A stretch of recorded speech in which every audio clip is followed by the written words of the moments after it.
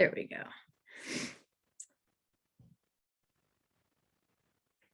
Okay, so last night we started what I thought was kind of a deep prophecy study that I had kind of been saving for when we got back, because I knew it would require probably more than a week of explanation.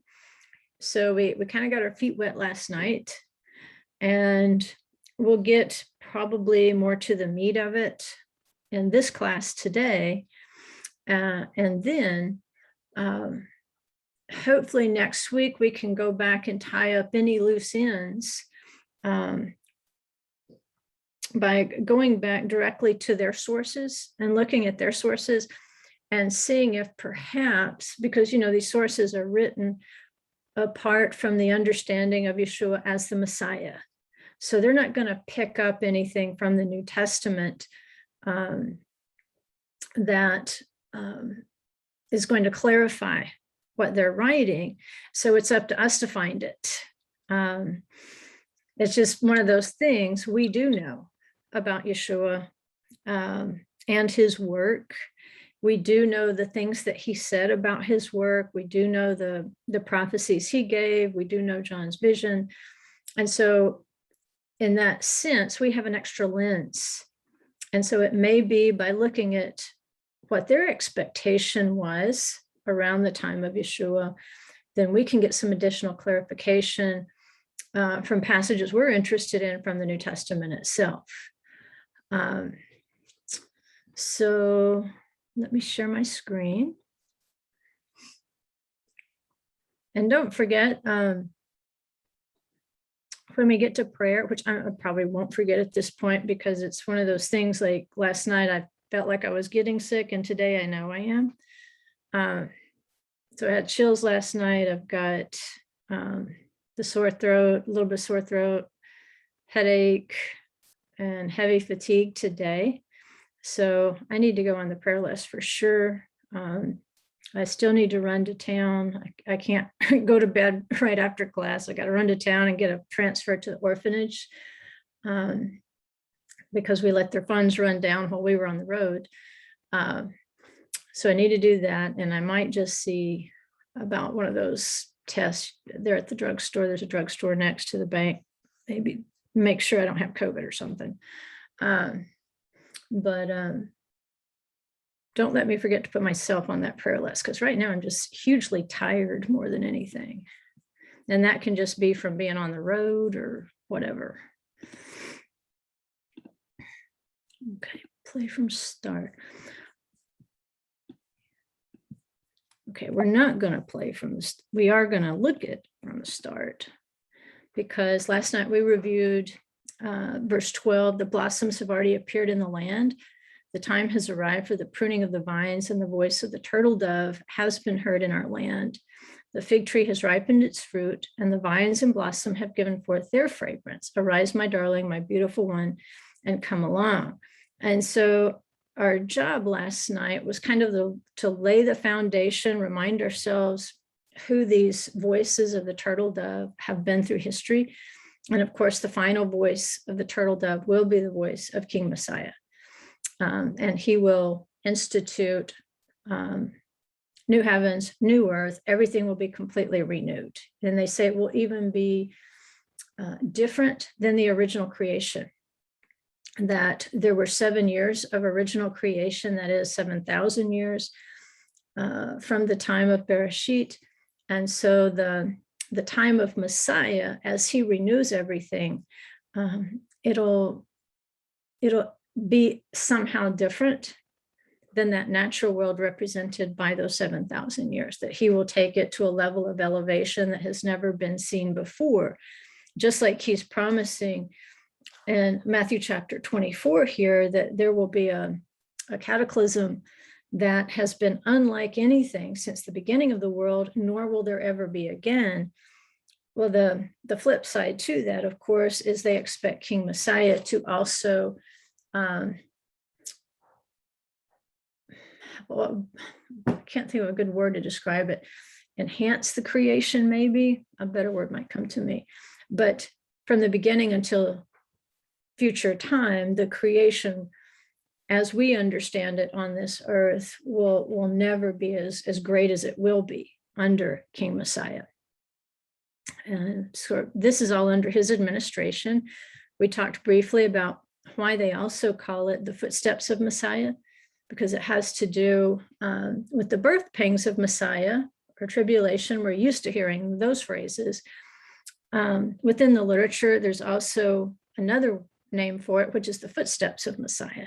And it goes back to Isaiah 52:7, how lovely on the mountains are the feet of him who brings good news, announcing peace, announcing salvation, and so forth. So that's how it got the nickname, the footsteps.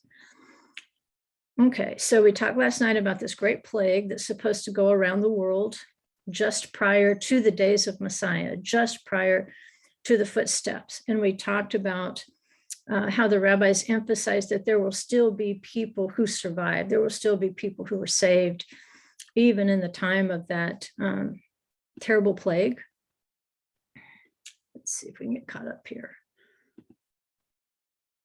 We talked about why it's called the tribulation, the process of letting go of one existence in order to emerge into that next world out of the womb.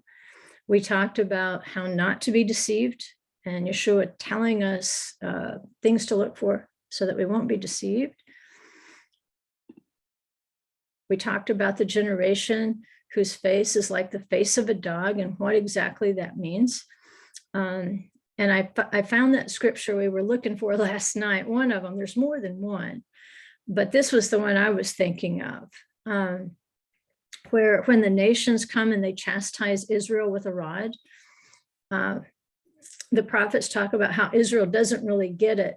They think their enemy is the nation like Assyria or Babylon that comes against them. They think that person's the enemy, when actually that nation is just a rod. It's just a chastisement in the hand of the Holy One. However, let's see, that was the one there concerning Assyria. And this is the other one I was thinking of, Zechariah 1:15. It says, but I am very angry with the nations who are carefree, for while I was only a little angry, they furthered the disaster. In other words, when these nations are used as a rod of chastisement, or when an enemy is allowed to come against you, as a test or a discipline or a chastisement against you, it's once they exceed their limitation, once they go beyond a chastisement or the limit that the Holy One has set up on it, just like he set a limit on Job, you can go this far and no more. And so they're not to exceed that. If they exceed that, then they too will come under judgment. So they can't add to what has been decreed. And then we talk about the scraps that the leaders of the dog-faced generation will work for. Okay, now that brings us up to today. And I just wanted to expound on this one a little bit, because last night we just briefly looked at how the wilderness of the dog-faced generation, I don't know what to call it, the generation with the face like a dog, how is their wilderness going to be different from the wilderness of Israel after the Exodus? Again, as we've looked into these sources, their suggestion is there is at least a pre-wilderness that is a wilderness in place. It's wherever you happen to be when it's time. The understanding is it was decreed for Israel to be subjected by the 70 symbolic nations of the earth. So however many nations of the earth there are, the symbolic number is 70. And in order for the chastisement to be complete, they had to be subjugated in exile among all the nations of the earth, which would suggest that if we take that at a literal level, that the blood of Israel is running through every single nation on earth, no matter where it is or how small it is. Which makes the promise to Abraham seem all the more, relevant. I'm going to bless all the nations of the earth through you. And it could be through a bloodline, that there is a drop of Israel's blood in every human being. Whether they respond to that as children of Abraham or not, that's always going to be the question. Because even the very children of Abraham didn't always act like children of Abraham. So this is why you have particular bloodlines like Isaac, Jacob. So the suggestion here is that this wilderness, or maybe it's a pre-wilderness, it's of a different kind. And Yeshua says, if somebody tells you I'm in the wilderness, don't go there. Because there will be people claiming to be saviors. There will be people who will have these miracle cures, miracle solutions. They will show you signs and wonders and make you think that they are a savior, but don't believe it. Because the hint there is your wilderness will be of a different kind. If you go out to the wilderness trying to find Messiah, you might leave the wilderness you're in, where you have been brought into for your protection. It kind of goes back to the forming the little flocks in the wilderness. They won't necessarily have to go around the world in order to do that. It'll be a different kind of clinging together. So he says, don't look for it to be in a particular place. Don't look for Messiah to be in a secret chamber. It's not a secret thing that you find on the internet where people drop clues or whatever. It's not going to be like that. He says, when I come, it's going to be so plain. You can't miss me any more than you can miss the lightning going from the east to the west during a storm. Everybody's going to see it. So I found another little hint to this in this section that's talking about the footsteps of Messiah.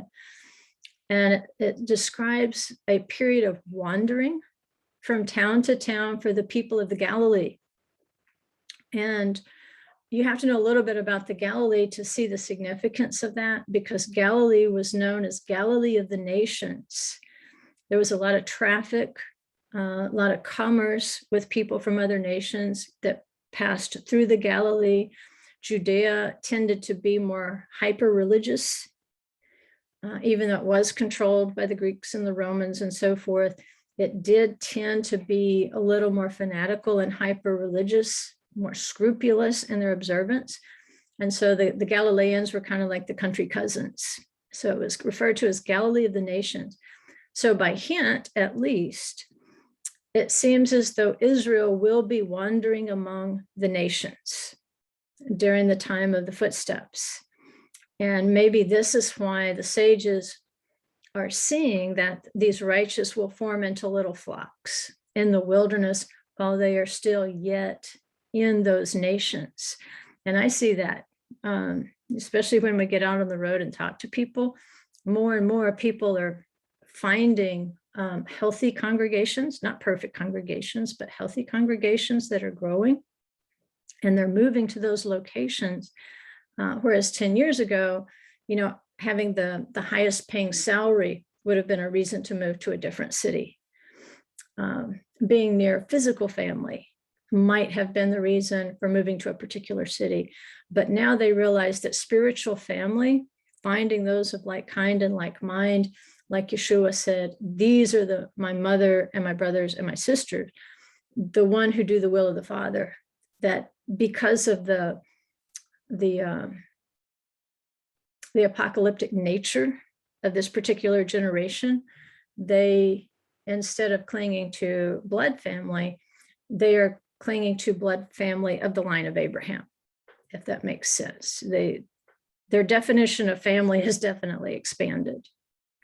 And then after class, I don't remember which week it was, but when we were talking about the little flocks, after class, student Marsha Phillips sent in this psalm, which I thought was great. It's a great call right here. So I put it in here for your consideration, just to kind of reinforce the idea of the little flocks during the time of the footprints of Messiah. And it says, you are the God who works wonders. You have made your strength among the peoples. In other words, the setting of this is among the nations. It's not down in the Negev desert in the south of Israel. It's among the peoples. By your power, you have redeemed your people, the sons of Jacob and Joseph, Selah. Well, if we think of Joseph, what we remember about Joseph is that he lost his identity out there in Egypt. Egypt, again, representing the nations at that time. The waters saw you, God. The waters saw you. They were in anguish. The ocean depths also trembled. The clouds poured out water. The skies sounded out. Your arrows flashed here and there. The sound of your thunder was in the whirlwind. The lightning lit up the world. The earth trembled and shook. All right, so even though it's referring to the time of the Exodus here, you can see how linked it is with Yeshua's prophecy about his coming, that it won't be in a secret chamber. It won't be out in the wilderness. He's going to come like lightning from the east to the west. And that's exactly what this psalm is telling us. The sound of your thunder was in the whirlwind. The lightning lit up the world. The earth trembled and shook. In other words, the Israelites don't find this out until after the fact. But 40 years later, pretty much when they're going into the promised land, Rahab tells them that the nations are terrified of them because they all knew about it. They all knew about the Exodus. And this is kind of saying the same thing. The lightning lit up the whole world. The salvation of Israel lit up the whole world. The whole earth trembled and shook. It says, your way was in the sea and your paths in the mighty waters. Waters can represent the nations. We can also say, well, in a more literal sense, it was the Sea of Reeds where he led them across. And it says, your footprints were not known. You led your people like a flock by the hand of Moses and Aaron. So that context really does set us back into what the sages were saying about the voices of the turtle dove that go back and they begin at the time of the Exodus with Moses and Aaron, and they culminate in the final voice of the turtle dove, which will be King Messiah. But it reiterates the idea that the people were led like a flock by the hand of Moses and Aaron. It says your footprints were not known. But again, that kind of sets the time frame here of a greater Exodus that would be known as the footprints of Messiah. And in this too, it could be that his footprints will not be perceived except by those whom he leads. The nations will not really understand this deliverance. They will just witness it. They'll be terrified by it, but they won't have the same perception as the little flocks. Kind of going back to some of the more pointed descriptions that the sages made, where we would know we were in the time of the generation with the face of a dog. It predicts that the meeting places of Torah sages, scholars of the word, places where holy activities have been carried on, worship of the Holy One has been carried on, they will instead be turned into places of licentiousness. And instead of Torah study, prayer, holy worship, a place where people would learn to obey the word, in these places they will learn to disobey the word. They will see examples of disobedience to the Torah rather than examples of obedience. And they say anti-Torah activities and behavior will be carried on within those buildings that were once set apart for holy purposes.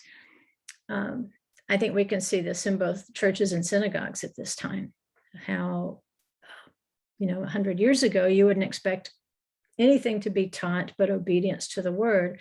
And now the very leaders in some of these particular denominations are in blatant violation,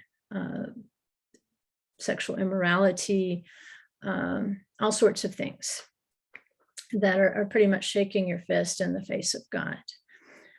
It also says during this period of the face of the dog, and when we say the face of the dog, you're supposed to kind of insert in there hypocrisy and a lack of shame. It goes back, we talked about the behavior of the dog last night, but basically a dog won't turn on anybody who's feeding it. And so hypocrisy and a lack of shame for bad behavior, because we like to look at dogs and think when we scold them, they're ashamed of their conduct. They're not. The dog psychologist will tell you they're just upset that you're upset, but they don't get the concept of shame for what they've done. It's just a sense of they want to please a master, and they don't experience shame the same way that people do. They're animals of instinct, and they don't really have a sense of right and wrong other than what is trained into them. They can know, well, I'm wrong to do this, but they don't understand why it's wrong. You know, Asher's doing a pretty good job. They worked on him at the kennel, so he's housebroken pretty well, but he doesn't really understand why we say good boy when he goes to the bathroom outside. He just knows that there's a behavior, and he gets a reinforcement. You know, he gets a pat and a good boy or a treat or whatever, but he doesn't really have a sense of morality when it comes to picking a spot to go to the bathroom. Human beings should have that. So also during the face of the dog, it says great spiritual scholars and leaders of the word will die, which will cause discouragement. And again, more of the wandering behavior. You'll see people wandering and drifting from fellowship to fellowship. And I would say, if you needed a poster child for that, you'd have to look at Hebrew roots, because we're notorious for drifting from fellowship to fellowship.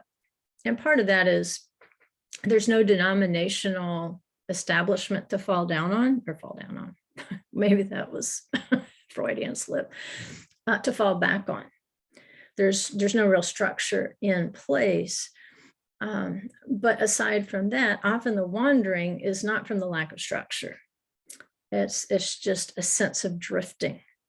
And so, yeah, that would be a characteristic. It's hard for them to find those places, as they would say, would you just please light someplace? Until the time of the little flocks, probably, where they will finally understand how to bind together, that time period would be characterized by a lot of wandering.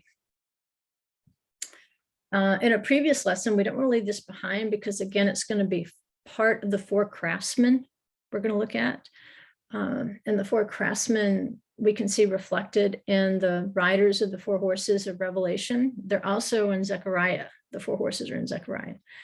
In a little bit different order, but that seems to be the consensus of the sages, is that there's not a consensus. They're all hitting it pretty well on the head in terms of content. What they don't agree and what they admit they don't agree on is chronologies. Does this happen in the 6th year? Does it happen in the 7th year? And they're free to admit that it becomes speculation. In other words, you can find the elements in the prophets. You don't always know how to put them in the right order. But if you'll remember, one of the predictions about the footsteps of Messiah is that it would be a time when not a penny is left in a purse, which to the natural mind is a little bit crazy, because if the footsteps of Messiah are bringing a declaration of peace and salvation, but at the same time, you don't have any money to buy anything,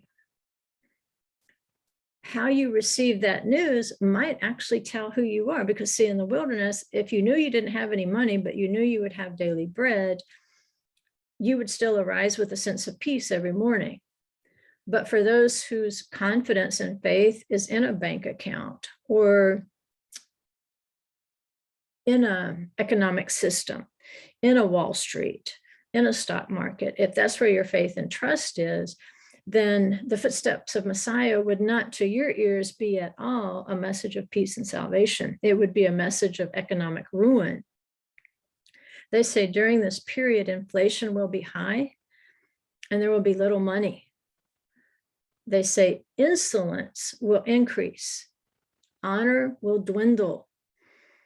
And kind of a cryptic statement here. They say the vine will produce its fruit, but the wine will be foul. Well, the vine is Israel. And, it's Paul, I think, who wrote to the Romans about being grafted into the olive tree, or being part of the root. There is a root that supports you. He uses some of this agricultural language to describe how the Gentiles are brought in to an identity as Israel. Well, in this hint here, it says there will be many grapes in the vineyard, and the vineyard typically is Israel, but it says the grapes are not good. They produce foul wine. So there will be a period where Torah is in abundance. And I'm like, man, never before in history have so many people had access to the Torah and its commentaries and its language and learning its language. No other time in history has it been so available to the entire world. But those able to produce good wine from it are few. And see, the point of the wine is to remind you again of sanctification, the Kiddush cup, the cups of wine that you would drink at Passover that speak of redemption and sanctification and so forth, and betrothal. So all these cups of holiness, all the wine that's symbolizing the joy and the holiness in the relationship, even though there is so much Torah available, the grapes will not be good. People will have never had more Torah than any time in history, but they will never produce less in terms of availability ratio to what's being produced from it. Or the apostles say, the inability to endure sound doctrine. People will be chasing rainbows and unicorns, just wild stuff out of scripture. They'll seek after the most obscure things. And like Yeshua said, but you're leaving out the fundamentals, the faith, the faithfulness, the mercy. These are the things that are emphasized in Torah. So there will be lots of head knowledge, but very little fruit will come out of it. And what fruit comes out of it, much of it will be foul. And people just aren't going to be able to swallow it.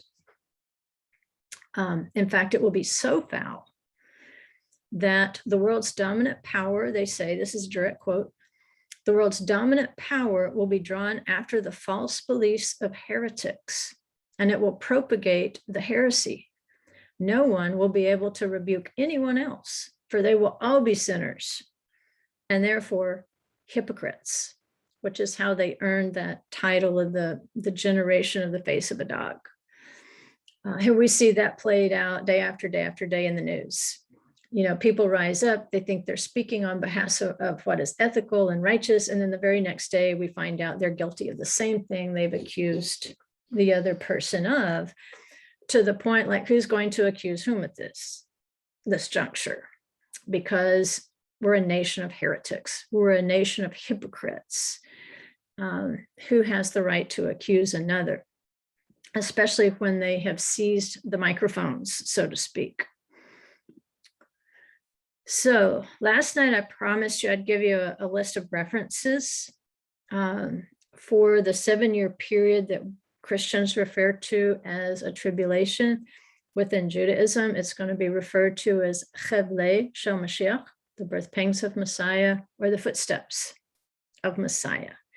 And so I went through here and I found hopefully every reference, and you'd have to piece it together. If you're familiar with how to use these sources, you would still have to piece it all together, because that's what they're doing here in the Midrash Rabbah.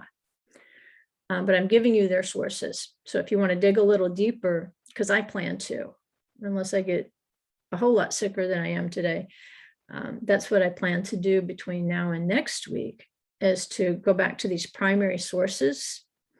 Midrash Rabbah would be a secondary source, but these would be the primary sources. And as much as you can when you're researching, aim for the primary source. If you see something being quoted by an author time after time after time, then it's worth your while to go back and read what they read, because you might read it differently is one thing, but you can also tell the veracity of the author? Are they accurately quoting, or are they kind of cherry picking? And in our case, we are cherry picking because we're using sources that don't acknowledge Yeshua as the Messiah, but they're still very, head on, hitting the nail on the head because of their facility with Hebrew and having studied, the Torah and the prophets for 3,000 years. They are a few steps ahead of us in terms of commentaries on anything in the Tanakh.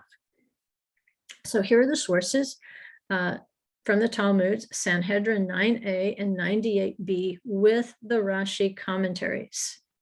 So Rashi was a medieval scholar, and his works are pretty well the gold standard in terms of commentary. Also, Sotah 49b, Ketubot 111a, a work called Yefe Kol, which is a beautiful voice, a work called Etz Yosef, which means the tree of Joseph, another work called Kanfe Yonah, which would be the corners of Jonah. The Kanfot, by the way, that's the four corners of your talit. And then in Pirkei Avot, they're quoting, or at least sourcing 317 of Pirkei Avot. And like I said, they agree that they don't agree. And they also agree that they're offering ideas here in a slightly different order.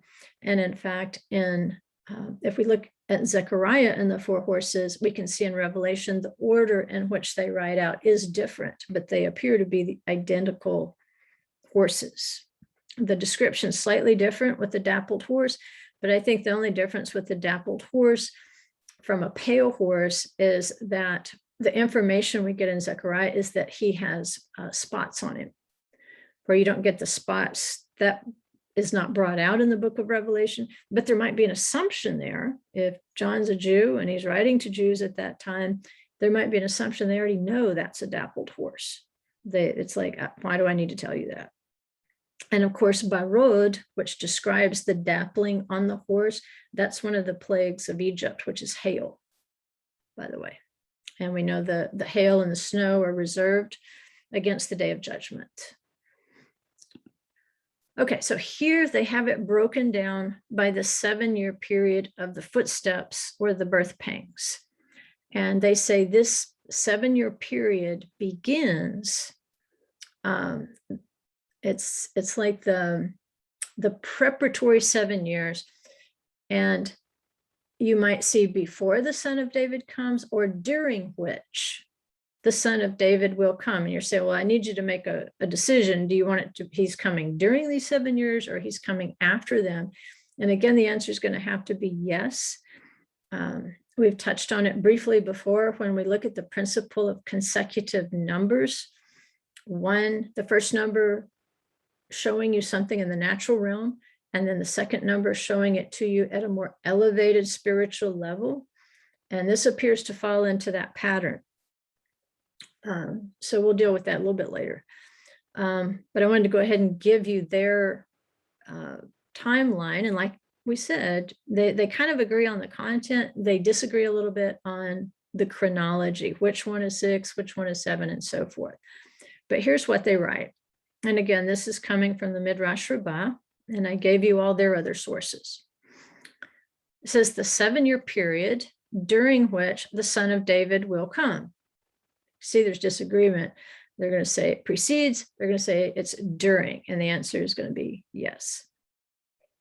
In the first year of the footsteps, or you might say the tribulation, that which is stated, I will bring rain on one town, and on one town I will not bring rain. They're basing this on Amos 4:7. They say that will be fulfilled in the first year. In other words, we will see the beginnings of famine. And it will be, and it happens here sometimes, if you've got the garden out and you're needing rain and you're watching that radar and you can see that cloud coming straight at you, and doggone it, at the last minute, it seems like it kind of veers up and it falls on the town next to you instead of on your town. That's kind of what they're seeing here, is that it's not a worldwide famine, but it's going to be definitely here a little and there a little, not. But then they say in the second year, the arrows of famine will be sent forth against it. This is a stronger famine than the first year. And then in the third year is the worst of the famine. There's going to be 3 years of famine. Here a little, there not. And the first year. And the second year, heavier. In the third year, the worst. It says in the third year, there will be great famine in which men, women, and children will perish. And as I was just scanning through news articles last night, they're predicting, I forget how many million in Afghanistan could die, especially they say women and children, because so many of the males were killed in war.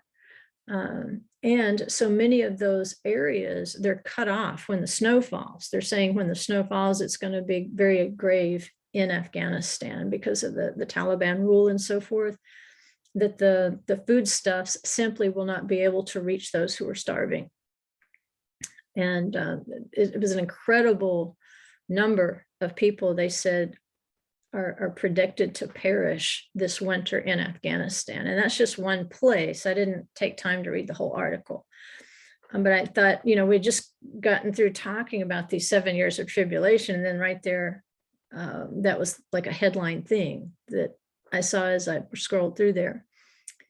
They say in this third year, they're pairing together people in famine. And in the worst year of the famine, they say also in that year, the pious people of good deeds will become few, and the Torah will be forgotten from Israel. And we'll explain a little bit more what that means. I'll give some clarification. I want to get through these 7 first. And then, contrary to popular literature, it's thought that the last 4 years, at least for the righteous, there will be a turnaround.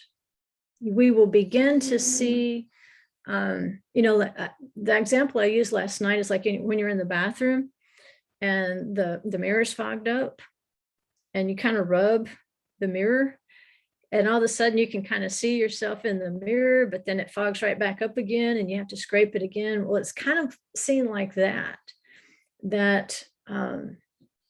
it will be able to wipe away a little bit of the fog at this point. They say in the 4th year, there will be a famine, but not a complete famine.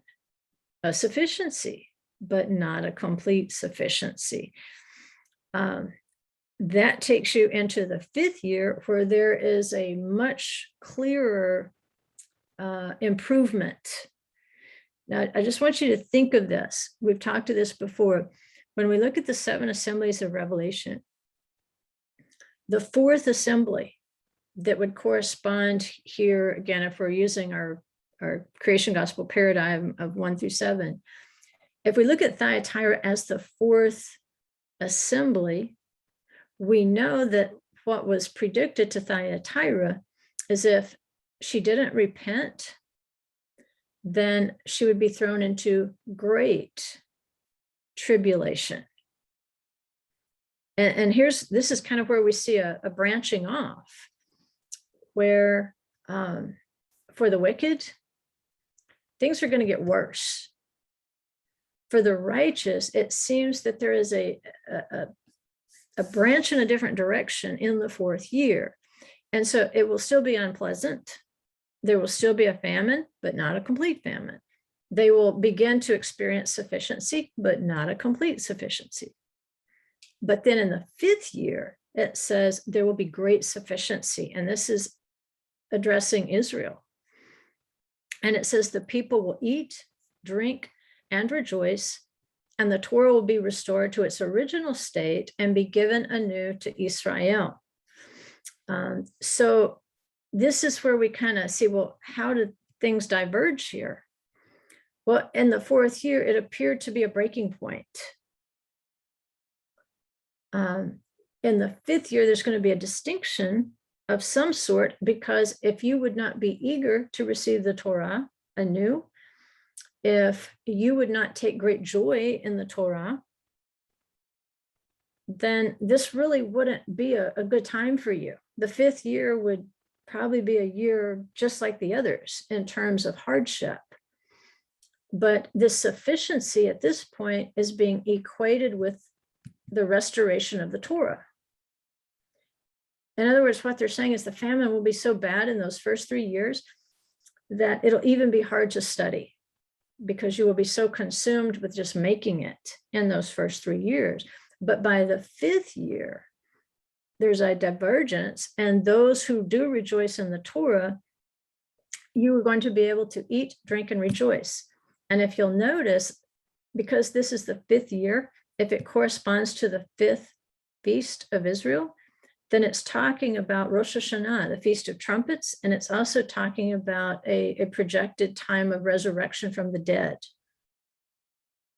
And so this eating, drinking, and rejoicing could possibly, we don't know for sure, if this is marking a point of the resurrection of the dead for the righteous, then this eating, drinking, and rejoicing would also include those who have already fallen asleep in Messiah.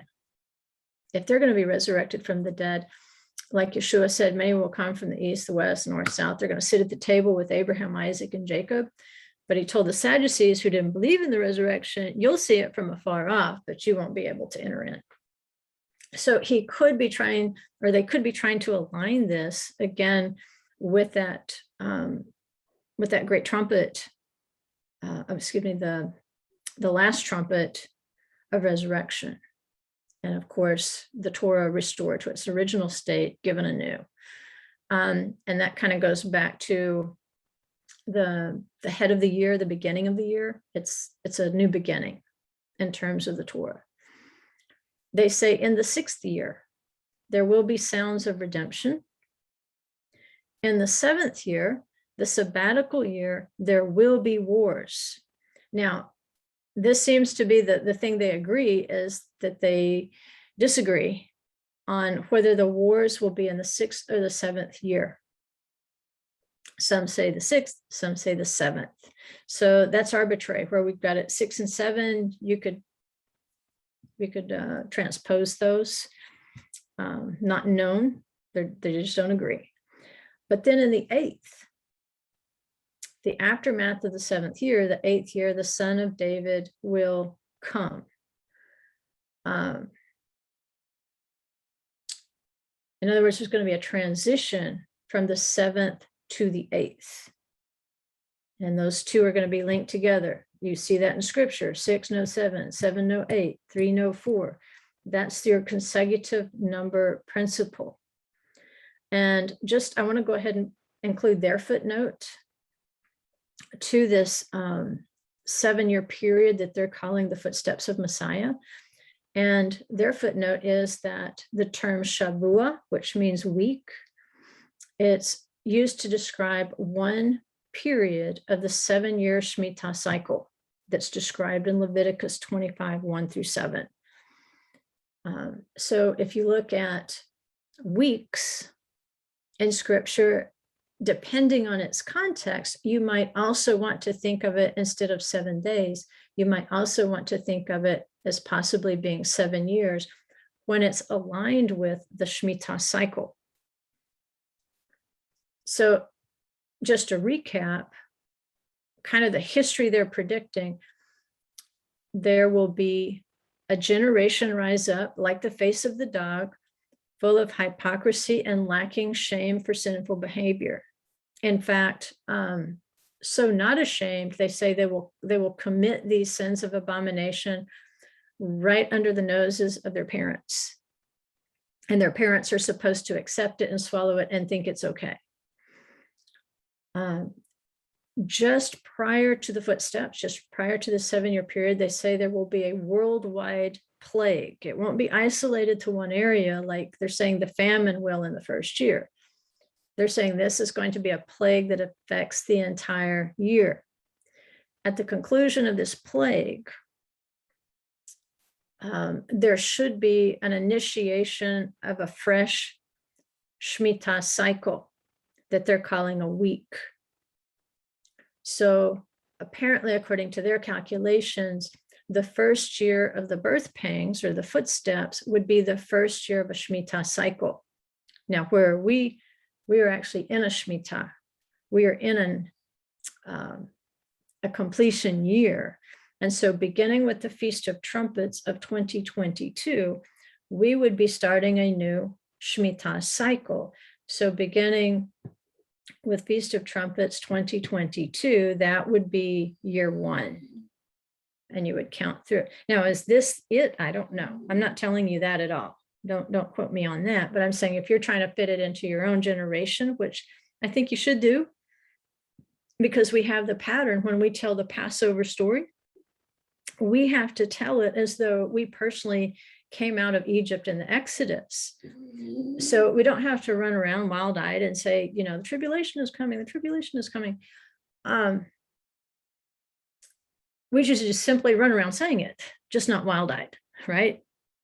Because in every generation, you need to put yourself in that position and say, what if Messiah came in my generation? And if so, you know, with the rebirth of the state of Israel, then we actually have a means under the leadership of Judah in order to count these Shemitah years, right? We're not going to get into an argument about, you know, are they on the right calendar? Because it's simply that there's no one else out there in the world who does have the authority to set a calendar. So however that happens, it will probably come through the agency of Judah and through the validation of Judah. That's just the way authority works. And Yeshua says, if we don't understand authority, we're in big trouble, because then we might be susceptible to the go here, go there, look over here, he's in the wilderness, he's in the closet. It's that sort of thing. You'll be on a big honey hunt, but probably you're just going to find a bunch of wasps at the end of it, because you did not consider the basis of scriptural authority for such things.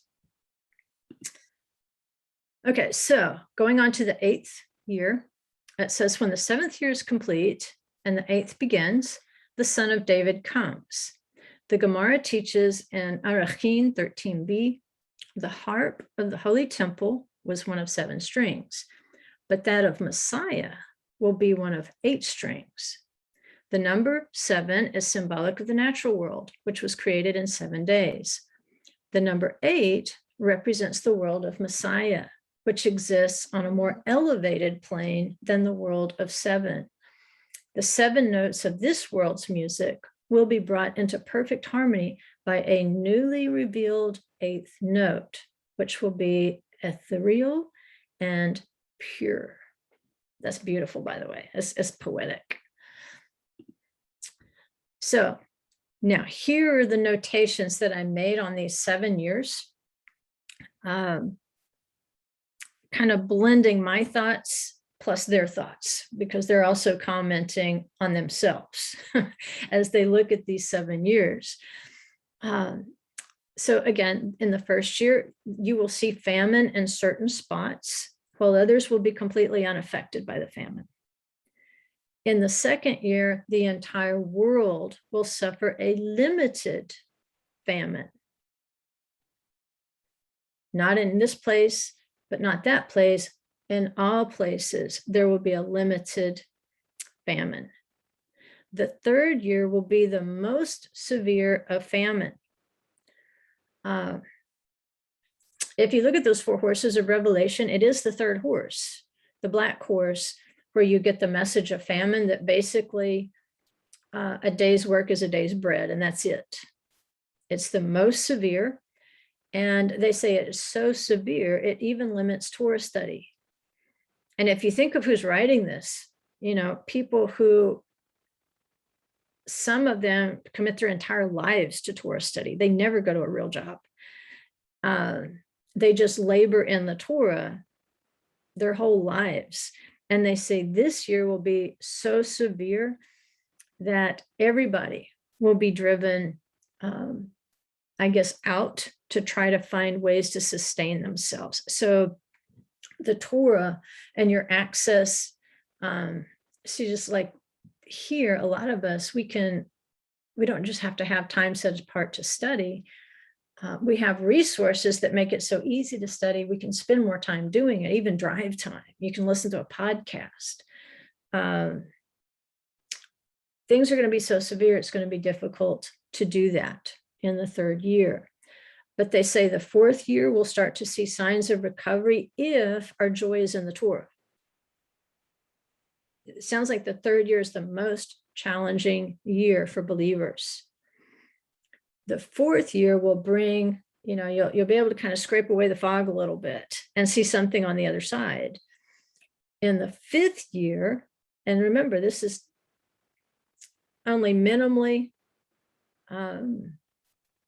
concerning what's happening out there in the rest of the world. Just assume that they are descending and descending and descending in this 7 years. But in this chronology, the sages are most interested in addressing Israel and how they are being affected by these 7 years. Of course, Revelation is predicting way more stuff in terms of the end times, but for the wicked, for sure. So the fourth year, you'll feel a sign of recovery. In the fifth year, things will have improved to the point that if you take joy in the Torah, then you can return at that point to the intensive Torah study. In the sixth year, and remember the sixth and the seventh are the most disputed in terms of what happens. In the sixth year, sounds of the shofar will herald the return from exile. We did study the Shemitah year and the Jubilee year, but it's not been that long ago. And if you remember, the question was, what happens between the Feast of Trumpets and Yom Kippur to the person who has lost their property? They lost their inheritance. And so they've been serving someone else. They've been serving somewhere else. But now it's Jubilee. It's time to go home. What do they do in those 10 days between the trumpets and Yom Kippur? And then we found a source that says during that 10 days, they don't really go anywhere. They just sit there and they eat and they drink and they enjoy a banquet, and they get used to the idea of being free for the servant, and for the landowner, they get used to the idea of being an inheritor of the property again. And so the sixth year, or the sixth feast, would be Yom HaKippurim. And this is going to be the great trump. So the fifth feast is going to bring the last trump. And then Yom Kippur will bring the great trump. Possibly this is what they're referring to. There's the symbolism of it. You're going to hear the sounds of a shofar. You will hear the sounds of the great trump. It heralds the return from exile. Why? Because now you're coming back to inherit your land. And then in the seventh year, they say there will be wars between idolatrous nations, not just fighting each other, but they will attempt to fight against Israel. Some scholars have these two switched. They say the wars will occur in the sixth year, and then the shofar will sound in the seventh. But what they do agree is that the seventh and the eighth are tied together. The conclusion of what we would say is the tribulation and the reign of Messiah in the eighth year of this Shemitah cycle, beginning a new cycle, that they kind of slide into one another. They kind of lock into place together, which is why you might see in some places that Messiah appears in that seventh year, or you might see that he appears after that seventh year. So whether the wars do fall in the sixth or the seventh years, the Midrash goes ahead and it records the details of this final redemption by the hands of what we're calling from the song, the blossoms.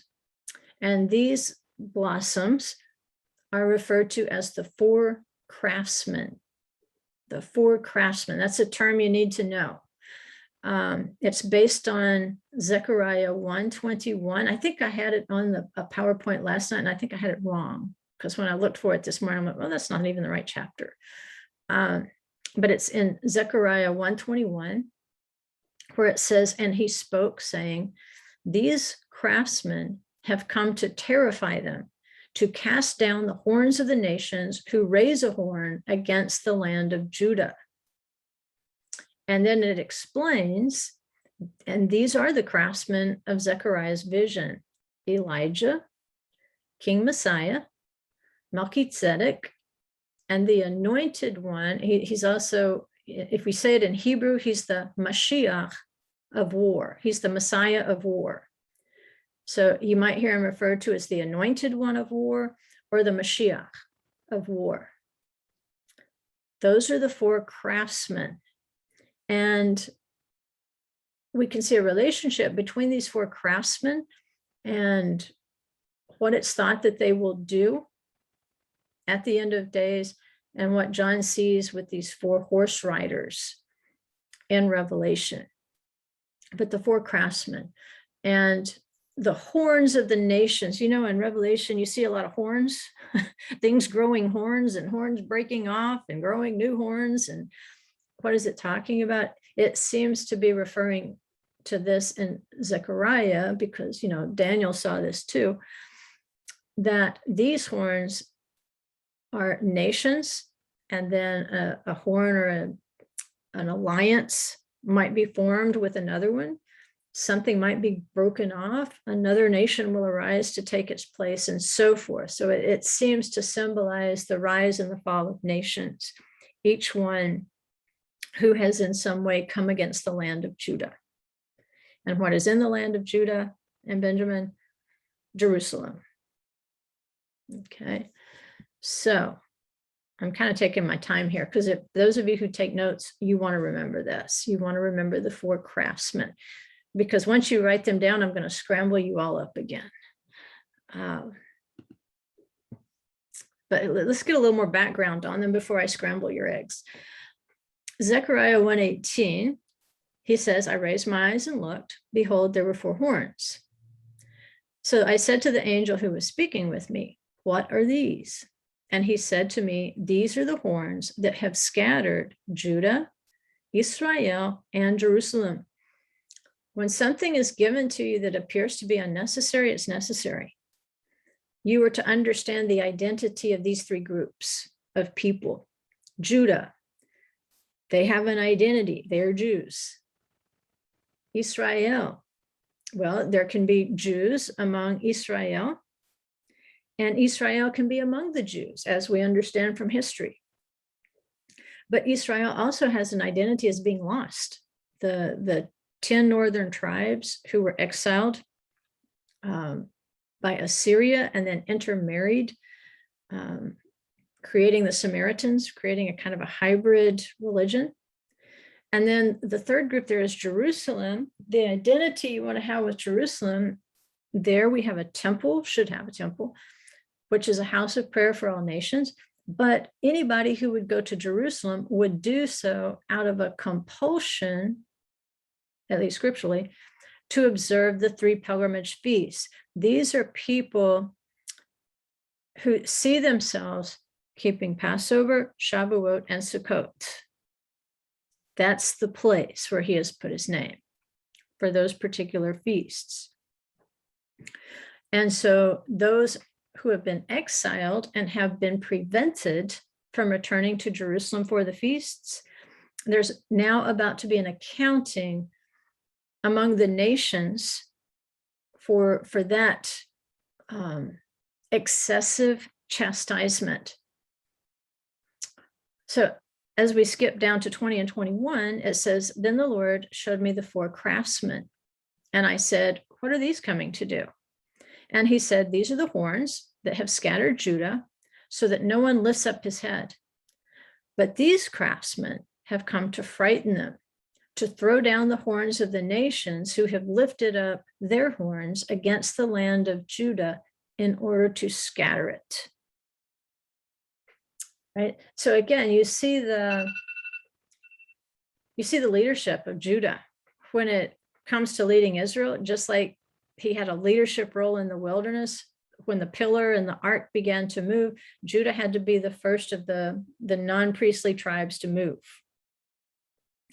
And so as these things start coming to a head, so to speak, with the four craftsmen, you can see their first concern is for Judah and anybody who has come against the land of Judah in order to scatter it. So it seems as though we have an explanation, at least, you should have talked about when you see this happen.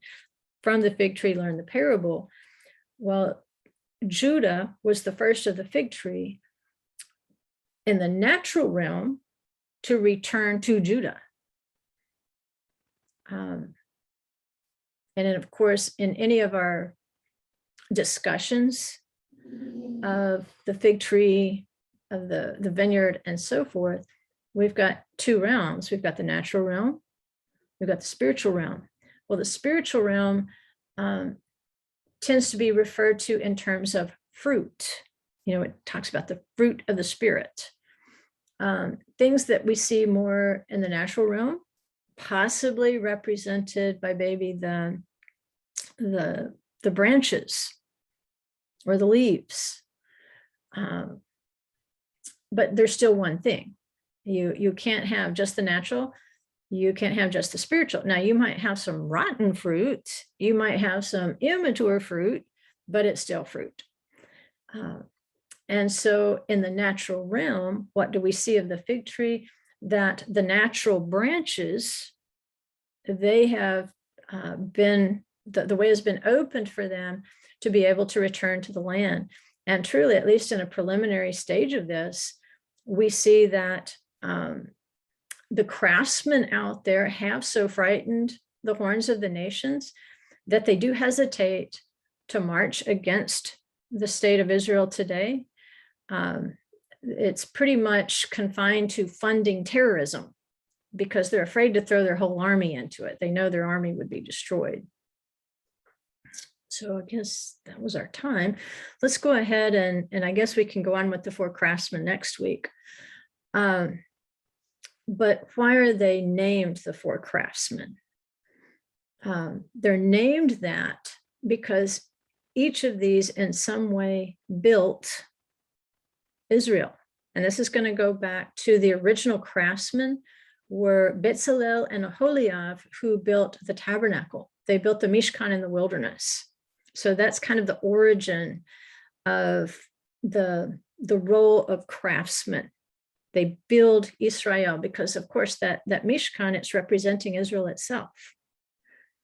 So first of all, Elijah. Elijah built the altar on Mount Carmel of 12 stones. And if you'll read in 1 Kings 18, 31 through 32, each of those 12 stones represented a reunification of the 12 tribes, which at that point had fractured. You've got a northern kingdom and you've got a southern kingdom of Judah.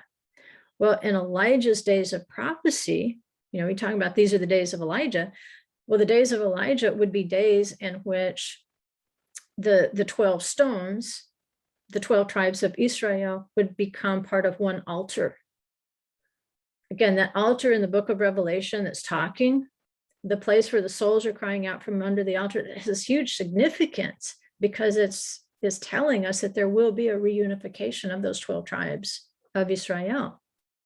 So that's part of the building. Elijah brings these tribes together. I just don't think it's random that way back in late 90s, Paul Wilbur started singing Days of Elijah and made it popular, even in places where you'd be surprised it was. Maybe they don't understand what the days of Elijah are. They just know that something happens when you sing it. You're in that generation of prophecy. The second craftsman is Melchizedek, or Melchizedek, if you're reading your English Bible. And remember, we talked about how he's associated with Shem, Noah's son. And Melchizedek, of course, means king of righteousness. And it's believed that Shem was the son who helped Noah build the ark of salvation for the family. So he built an ark. And then, of course, he built righteousness in Shalem. And this is the place where Abraham takes Isaac. The third one is the anointed one of war. And he is one whose job was to inspire the troops of Israel prior to battle. And so apparently in this context of the four craftsmen at the end of days, then there will be an anointed one of war, or a Mashiach, a Messiah of war, who is going to inspire the troops of Israel prior to the final battle. And we, of course, see the battle numbers in the book of Revelation. We see the 144,000. So just like the anointed Cohen, Pinchas was one of these in the time of Moses and Joshua, as he would go out and encourage the troops, examine the troops, motivate the troops at the time of war. At the end of days, one of the craftsmen will have this identity as a Messiah of war. And then, of course, King Messiah is the fourth craftsman. And of course, he will rebuild Jerusalem. He will rebuild the temple. He will rebuild Israel. Let's see. We better stop there because I don't want to get you halfway confused and drop you. Because how these four craftsmen work together, as we get in deeper to it next week, what we might find out is at least three of them might be the same person. Which that shouldn't surprise you because you're used to looking at the menorah. And when you look at the menorah, you understand that there might be 7 manifestations of the Holy Spirit, but there are also one piece of beaten gold. It's one Holy Spirit with 7 manifestations. As we look at these four craftsmen, it may be that at least 3 of these four craftsmen are a reflection of the same person, some manifestation of the same person performing a different role. And Elijah is going to be the one that doesn't really fit into it. So we're not going to include him in there. But it's said that Elijah will come 3 days before Messiah and herald the Messiah. So before I get into that, switching people around and showing you, even in the Revelation, it's going to make you think that it's going to give you 2 identities of these four craftsmen, but seen in the same person. So that I'm not just kind of pulling that out of thin air. I'm actually using Revelation to show you how that could possibly be true. So we'll stop it there and look forward to next week.